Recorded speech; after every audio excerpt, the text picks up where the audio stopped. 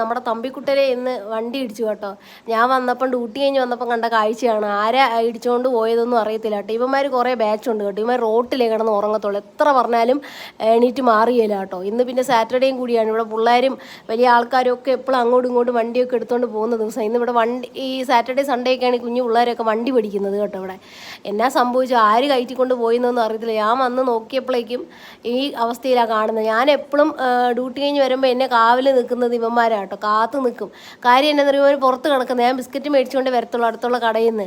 അപ്പോൾ ഇന്ന് ഇവനെ കണ്ടില്ല. ഞാൻ ഒരുപാട് അന്വേഷിച്ച് നോക്കിയപ്പോഴാണ് എൻ്റെ കാറിൻ്റെ അപ്പുറത്തെ സൈഡ് കിടക്കുന്നുണ്ട്. കുറേ പുല്ലൊക്കെ നമ്മൾ ചെത്തിയിട്ടേക്കുന്ന സ്ഥലത്തിലാകുമ്പം കിടക്കുന്ന കേട്ടോ. പോയി നോക്കിയപ്പോഴേക്കാണ് കാണുന്നത് എൻ്റെ കാലിലാണ് വണ്ടി കയറി പോയേക്കുന്നത്. അപ്പോൾ ഡോക്ടറെ കൊണ്ട് കാണിച്ചു. അപ്പോൾ പുള്ളിക്കാരന് ഇഞ്ചക്ഷനും കാര്യങ്ങളൊക്കെ തന്നു. വലിയ പ്രോബ്ലം ഒന്നും ഇല്ലയെന്ന് പറഞ്ഞു. അപ്പോൾ കുറച്ച് മരുന്നും കാര്യങ്ങളൊക്കെ തന്നിട്ടുണ്ട്, സ്പ്രേയും കാര്യങ്ങളും. അപ്പോൾ കൊച്ചിന് കൊടുത്തിരിക്കുക കേട്ടോ.